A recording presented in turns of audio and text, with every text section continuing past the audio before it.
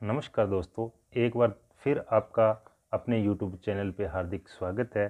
दोस्तों, अपने पढ़ रहे थे मामलुक वंश, जिसे मामलुक वंश भी कहा जाता था, दास वंश भी कहा जाता था और गुलाम वंश भी कहा जाता था। दोस्तों, गुलाम वंश के जो संस्थापक थे वो थे कुतुबुद्दीन ऐबक। कुतुबुद्दीन ऐबक की मृत्यु आपको मैंने पहले पार्ट में बता दिया था कि वो घोड़े पे चुगान खेल रहे थे। चुगान खेलते हुए वो घोड़े से गिर गए थे, इस कारण उनकी अचानक मृत्यु हो गई थी 1210 के अंदर। और जो गेम उस समय चुगान के रूप में था उसको आज पोलो के रूप में खेला जाता है। तो उसके बाद अपने बात करेंगे आराम शाह। आराम शाह दोस्तों 1210 से 1210 के मध्य रहे थे। इनका जो काल था वो 7-8 महीने रहा था।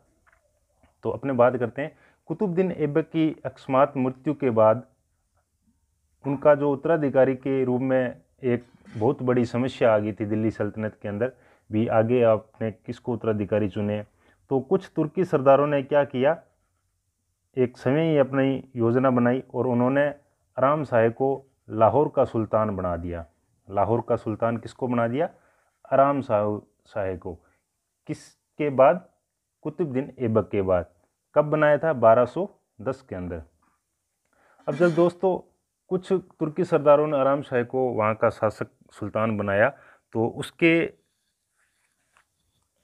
बाद आराम शाह की अक्षम योग्यता और अयोग्य होने के कारण वे कुछ अलग से तुर्की सरदारों ने उसका क्या कर दिया? विरोध कर दिया। किसका विरोध कर दिया?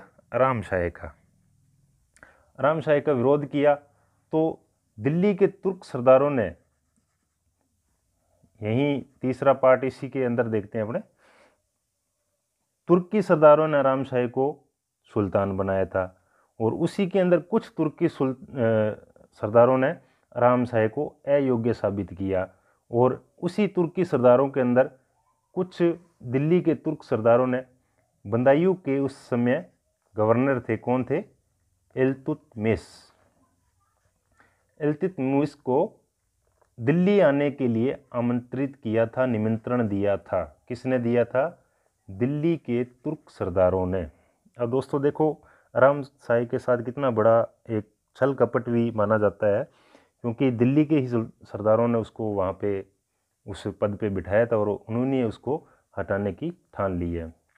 तो जैसे ही इल्तुतमिश को ये निमंत्रण भेजा गया तो इल्तुतमिश उसी समय शीघ्रता से कहाँ पहुँच गया? दिल्ली पहुँच गया।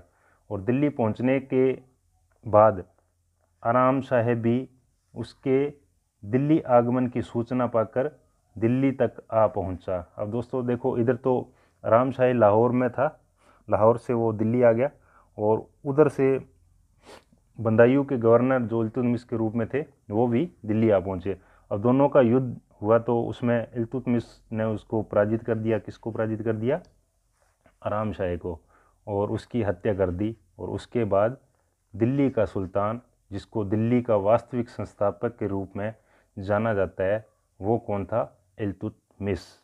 तो दोस्तों, उम्मीद करूँगा कि ये आपको पार्ट थोड़ा सा समझ आ गया होगा। तो आगे अपने बात करेंगे इल्तुतमिश के बारे में। आराम शाह के 7-8 महीने वो पद रहा था, उसके बाद उसकी मृत्यु कर दी थी इल्तुतमिश ने। तो आगे अपने पढ़ेंगे इल्तुतमिश के बारे में। आज का पार्ट मैं यहीं ख़त्म करता हूँ। जय हिंद, जय भारत, धन्यवाद।